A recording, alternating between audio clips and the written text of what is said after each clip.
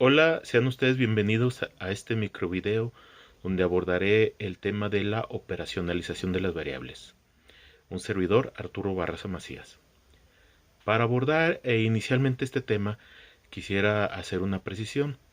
Algunos libros de metodología e inclusive algunos maestros de metodología suelen hacer la frase de operacionalización de hipótesis. Utilizan ese término operacionalización de hipótesis. De entrada sí hay que comentar que ese término es erróneo. Lo que nosotros operacionalizamos son las variables. Si una hipótesis tiene dos variables o tres variables, hacemos la operacionalización por cada una de las variables. Sabemos que la relación entre ellas la vamos a establecer estadísticamente después de haber medido cada una de estas variables. Entonces el término correcto a utilizar es operacionalización de variables. Ahora que ya hicimos esta precisión, podemos partir a identificar o a conceptualizar lo que es la operacionalización de variables. De entrada diríamos que es un procedimiento metodológico propio del método hipotético deductivo. El mal llamado por algunos metodólogos enfoque cuantitativo, sobre todo aquellos metodólogos que están bajo la influencia o de lo que es la literatura anglosajona. El término correcto sería método hipotético deductivo. Y en este método hipotético deductivo es donde la operacionalización adquiere su sentido al permitirnos trabajar con variables teóricas. Este procedimiento metodológico tiene dos características centrales. Uno es que es informado teóricamente y dos, que es un procedimiento lógico deductivo.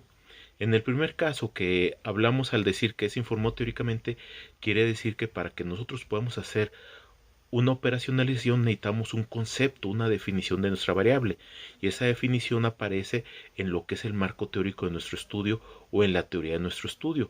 Cualquier teoría nos ofrece una definición de su variable de interés, de su variable que está estudiando.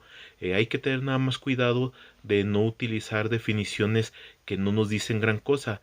A veces los teóricos pueden utilizar o pueden en algún momento de su redacción hacer uso de otro tipo de definiciones de su variable principal, pero muchas veces este tipo de variables lo que hace, este tipo de definiciones, perdón, lo que hacen es introducir el tema o puentear información entre algunos párrafos, no necesariamente es la definición central de su teoría. Entonces el primer paso es identificar claramente cuál es la definición principal de su teoría. A partir de esa definición principal, tenemos que cuidar que también sea una definición que sea factible de operacionalizar. En ese caso, a veces se nos presentan definiciones que son tan generales o tan abstractas o tan imprecisas que no nos dicen nada y no nos ayudan en nada a la investigación. Pongo un ejemplo. Si yo saco una definición que dice que la enseñanza es un proceso histórico determinado socialmente, pues no me dice gran cosa. Que si es un proceso histórico, sí. Que está determinado socialmente, sí. Pero que eso me sirva para hacer una operacionalización, no. ¿Por qué? Porque de entrada es algo que ni siquiera es privativo de la enseñanza. Muchas situaciones educativas y de otro tipo de informaciones o de contextos podemos también manejarlas como procesos históricos y determinados socialmente. Entonces, como no es muy propio de la enseñanza, no nos sirve. ¿Qué tipo de definiciones sí nos interesan? Aquellas que tienen un mayor nivel de concreción y que nos ilustran claramente a qué se refiere la variable. Pongo un ejemplo. En este caso de la enseñanza podríamos decir que son las actividades que realiza el docente con el objetivo de propiciar aprendizajes en sus alumnos. Si ustedes se fijan, ya no hablo de algo tan general como un proceso, hablo de actividades, pero le hago dos acotamientos o dos precisiones. Son actividades que realiza el maestro. Y segunda, acotación o precisión, que realiza el maestro con el objetivo de promover aprendizajes. ¿Qué quiere decir? Que bajo esta lógica habrá otros aspectos como la actitud que tiene el maestro hacia los niños que no podemos entenderla como enseñanza, no es enseñanza. Entonces, sería parte de la docencia, sí, pero no enseñanza, eso es lo que hay que dejarlo claro. Ahora, esa es nuestra variable, esa es nuestra definición a partir de X teoría. Entonces, ¿qué podemos hacer nosotros? Lo que podemos hacer nosotros ahora es saber cuáles son los aspectos, dimensiones o componentes de esta enseñanza. Y vemos que esta enseñanza tiene varios componentes. Pueden ser desde los clásicos de planeación, intervención y evaluación, o puede ser en relación a lo que llamaríamos actividades previas a la clase, actividades durante la clase y actividades posteriores a la clase. Podemos tomar alguna ya, la más clásica, que es planeación, intervención y evaluación. Esos son sus tres componentes. Hacer sus tres componentes, estaremos hablando que son sus dimensiones.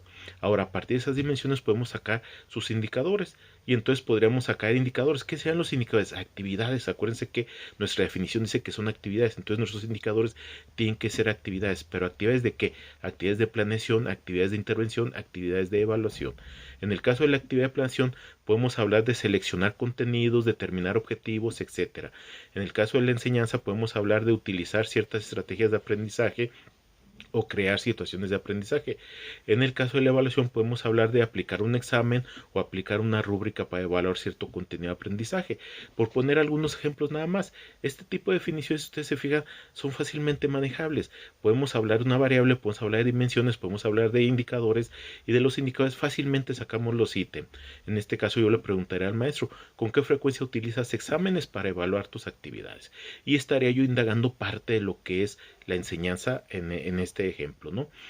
Ahora, hay otro tipo de, ¿cómo les diré? Otro tipo de operacionalización que normalmente manejamos.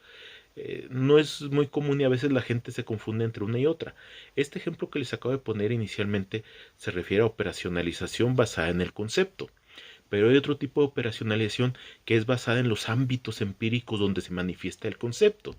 Por una otra razón, a veces tenemos definiciones que no son fáciles de trabajar conceptualmente o definir conceptualmente, pero a la vez son términos que es muy común que la gente entienda.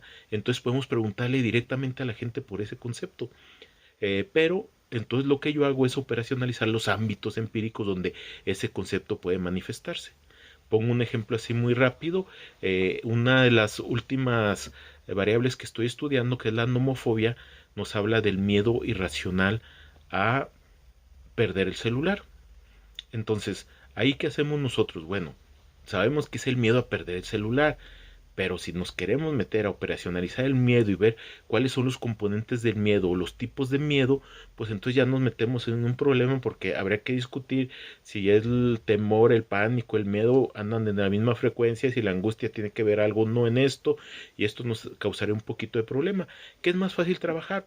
Pues más fácil trabajar directamente el concepto, porque si yo le pregunto a una persona si tiene miedo, fácilmente me va a contestar porque sabe lo que es el miedo y ha experimentado el miedo.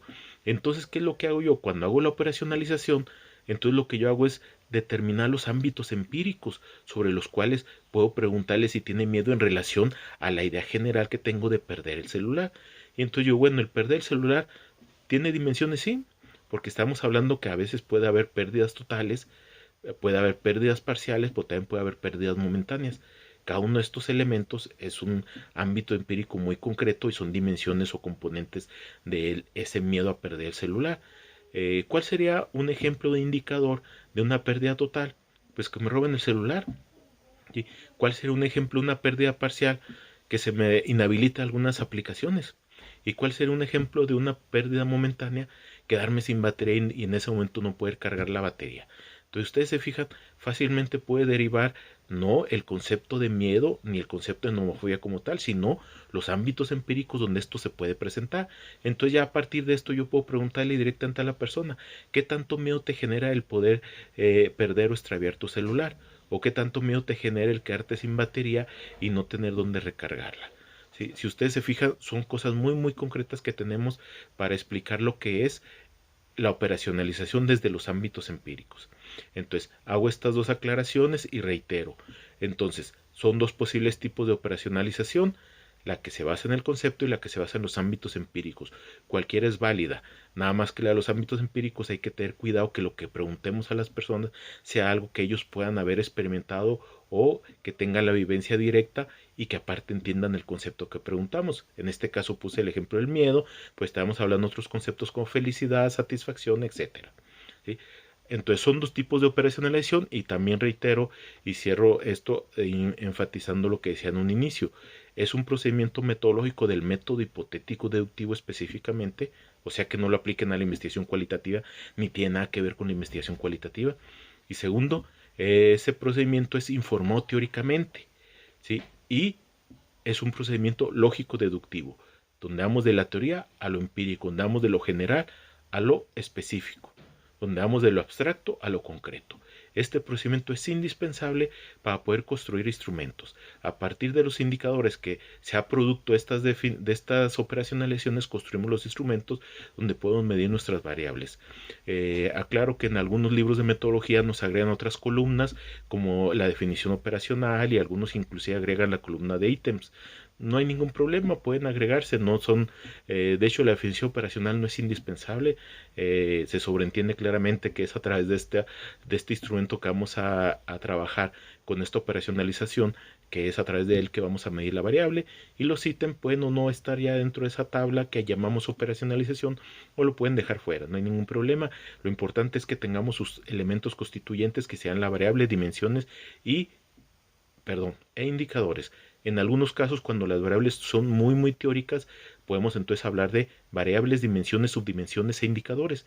Y si tenemos los casos muy extremos donde son muy concretas las variables, fácilmente las variables derivamos los indicadores y nos ahorramos las fases de dimensiones o posibles subdimensiones.